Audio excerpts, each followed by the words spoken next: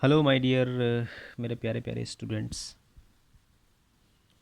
आज का जो टॉपिक है वो बड़ा ही इम्पोर्टेंट है। ऑर्गेनिक केमिस्ट्री पढ़ने वालों के लिए ये टॉपिक आना ज़रूरी है, ज़रूरी है, ज़रूरी है, बहुत ज़्यादा। आइसोमेरिज्म आपने नाम तो सुना ही होगा, और नहीं सुना हो तो अब सुन लिया होगा।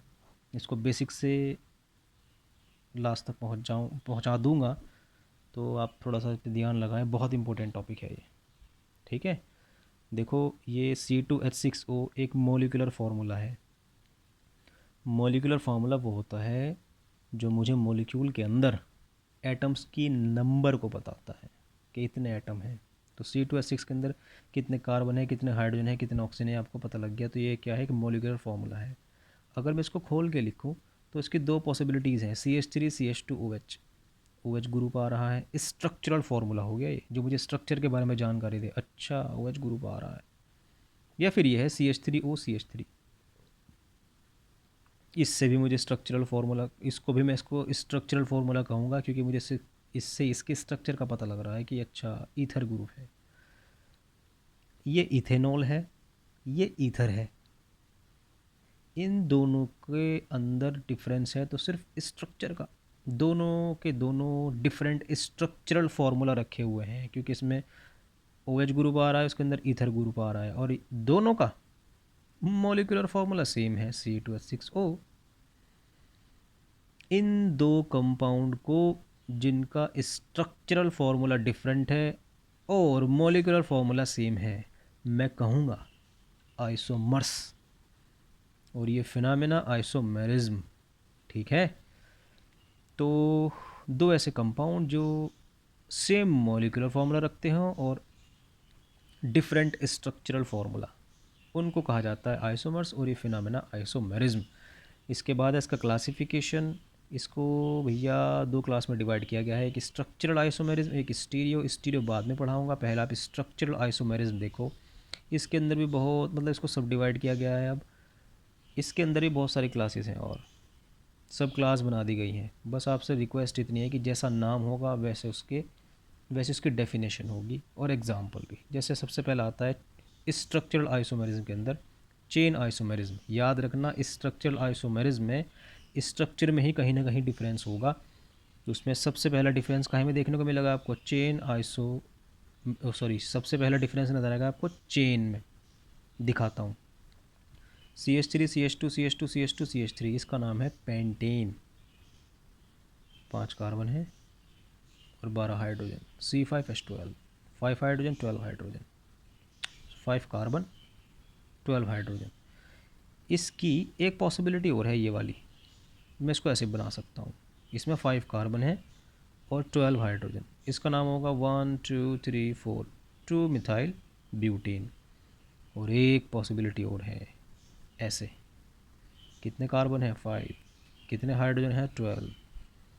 तो C5H12 की इन तीनों की तीनों स्ट्रक्चर्स को मैं कहूँगा चेन आइसोमर्स। क्यों? क्योंकि यहाँ पर इन तीनों के अंदर कहीं अगर डिफरेंस है तो फिर सिर्फ चेन का है। ठीक है, तो उसको मैं कहूँगा चेन आइसोम, ये सब के सब चेन आइसोमर्स, और ये phenomena chain isomerism. This isomerism arises due to the difference in chain. तीनों के तीनों में चेन का डिफरेंस है। बाकी तीनों का फॉर्मूला क्या बैठ रहा? Set C5H12। तो जैसा नाम वैसा एग्जाम्पल, और आप वैसे भी डेफिनेशन देना। ठीक है, उसके बाद है रिंग चेन आइसोमेरिज्म। आइसोमेरिज्म मैंने लिखा नहीं क्योंकि मेरे पास स्पेस कम था लिखने के लिए। ठीक है, नाम बता रहा है इसका रिंग चेन आइसोमेरिज्म। देखो, CH3 CH double bond CH2, इसका नाम है प्रोपीन। और ये है CH2 ये प्रोपेन है, लेकिन ये साइक्लोप्रोपेन है। साइक्लिक स्ट्रक्चर बनाए हुए हैं। कितने कार्बन हैं? 3। कितने हाइड्रोजन हैं? 6। बस ये रिंग फॉर्म में है और ये चेन। तो ये रिंग चेन आइसोमेरिज्म होगी, क्योंकि इसमें रिंग और चेन का डिफरेंस है सिर्फ। बाकी मोलिकुलर फार्मूला सेम है। जैसा नाम वैसा एग्जाम्पल, वैसी डेफिनेशन। Positional isomerism. पोजिशनल आइसोमेर, ये भी मुझे उम्मीद है कि आप इसके नाम से पता लगा रहे होंगे। सबसे मैं इसका एग्जांपल देकर बहुत अच्छी तरह एक्सप्लेन कर दूंगा। ये मेरे पास है CH3CH double bond CH single bond CH3, इसका नाम है ब्यूट टू ईन। मैंने क्या किया, मैंने डबल बॉन्ड सेकंड के बजाय फर्स्ट पे शिफ्ट कर दिया।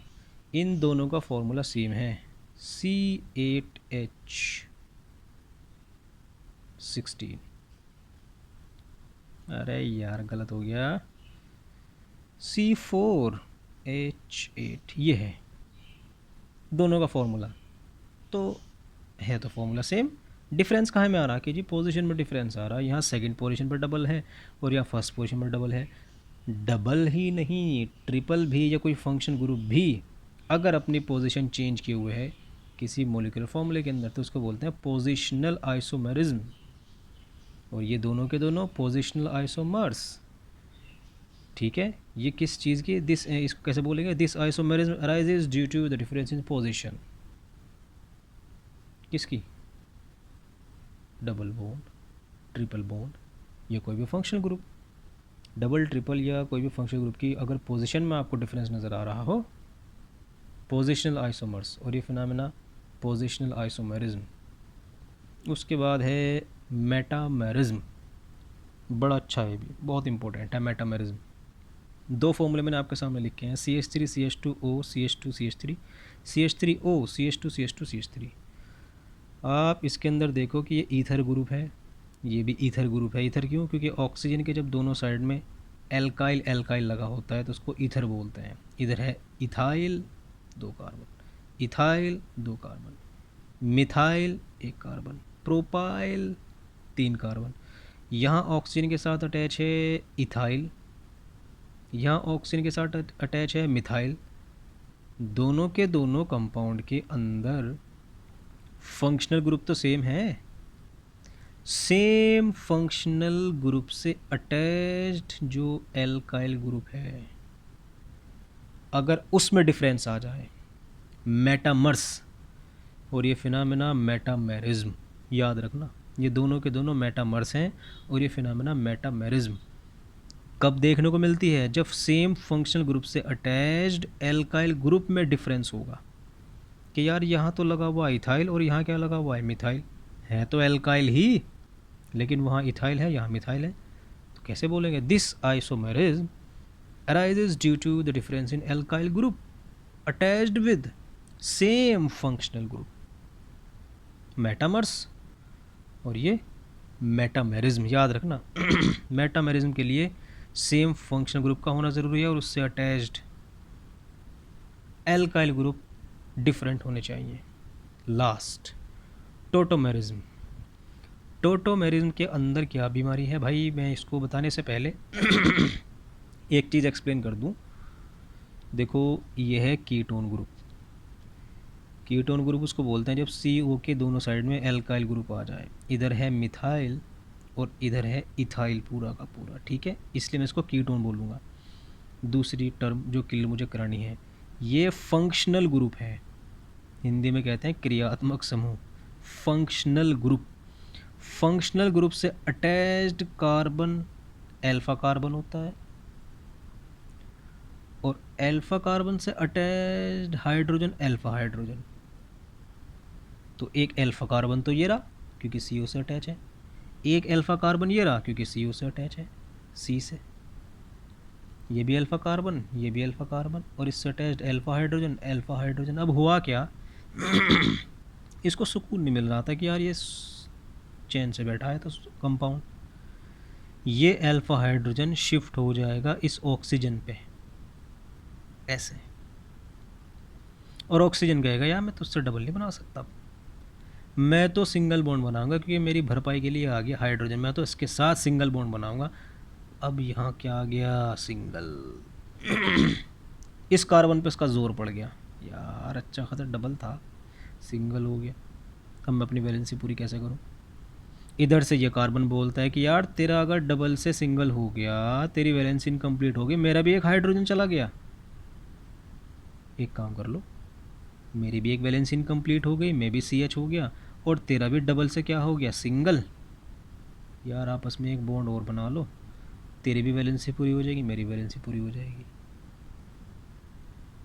इस कंपाउंड में फिर से खुशहाली आ गई, इसको सुकून नहीं मिला, अरे यार लड़ाई तो हुई नहीं, वापस चलो, ये फिर वहाँ शिफ्ट हो जाएगा, डबल से सिंगल हो जाएगा, फिर यहाँ डबल हो जाएगा, ये बन जाएगा कंपाउंड,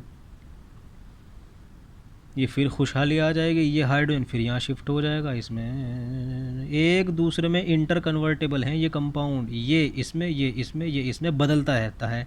क्यों? क्योंकि ये अल्फ़ा हाइड्रोजन की शिफ्टिंग हो रही बार बार, वो कभी यहाँ आ जाता है कभी वहाँ चला जाता है। अगर दो कंपाउंड एक दूसरे में इंटर कन्वर्टेबल हों अल्फ़ा हाइड्रोजन की शिफ्टिंग की वजह से, टोटोमर्स, और ये फिनोमेना टोटोमेरिज्म,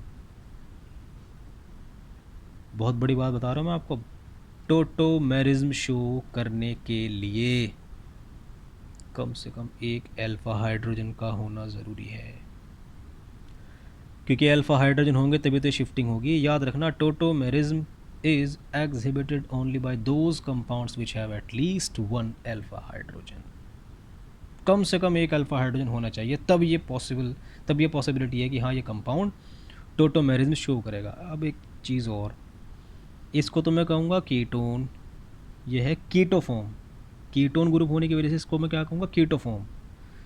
ये फॉर्म कौन सी है, इनोल फॉर्म, इन तो इसलिए क्योंकि डबल आ रहा है, और ओल इसलिए क्योंकि ओ एच आ रहा है, इन ओल।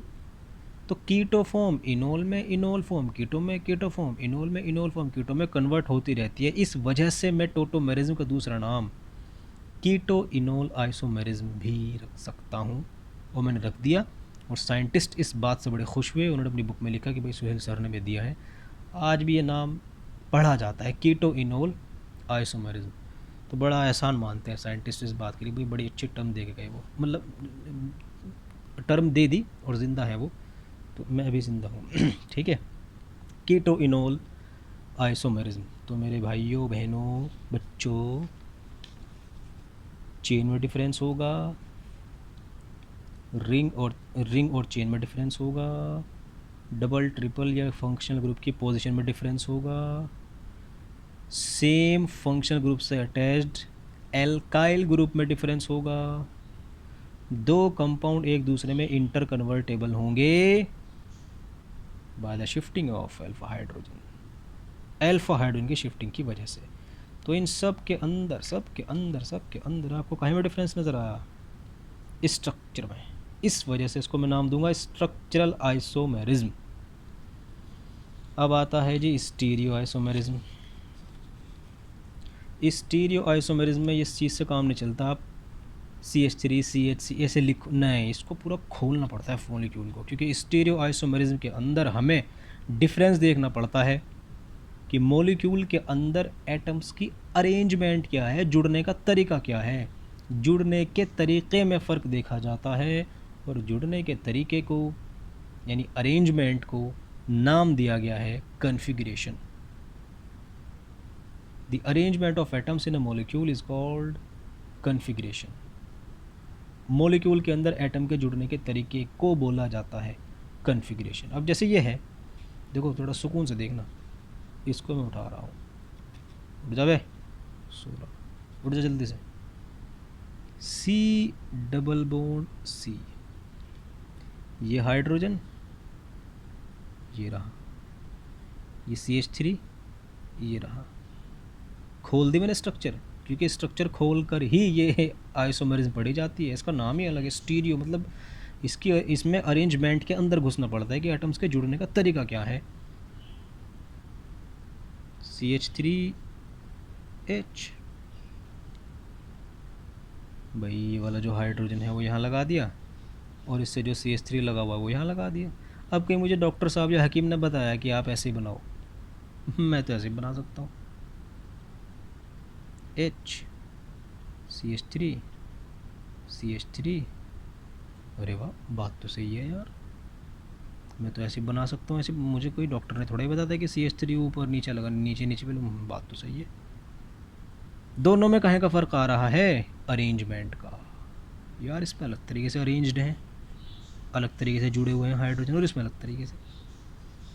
ऐसी आइसोमेरिज्म को नाम दिया गया है ज्योमेट्रिकल आइसोमेरिज्म, ज्योमेट्रिकल, जिसमें डबल, पहला पॉइंट बता रहा हूँ सबसे ज़बरदस्त, डबल बॉन्ड का होना ज़रूरी है। जिस तरह इसके अंदर अल्फा हाइड्रोजन का होना ज़रूरी था, इस तरह ज्योमेट्रिकल शो करने के लिए याद रखो, जैसे स्ट्रक्चरल के 5 टाइप थे, स्टीरियो के 2 टाइप हैं, उसमें सबसे पहला है ज्योमेट्रिकल। ज्योमेट्रिकल में अगर सेम ग्रुप अपोजिट डायरेक्शन में आपको देखने को मिलते हैं तो उसको बोल देना ट्रांस। और अगर अगर अगर सेम ग्रुप सेम डायरेक्शन, दोनों एच ऊपर हैं, सिस।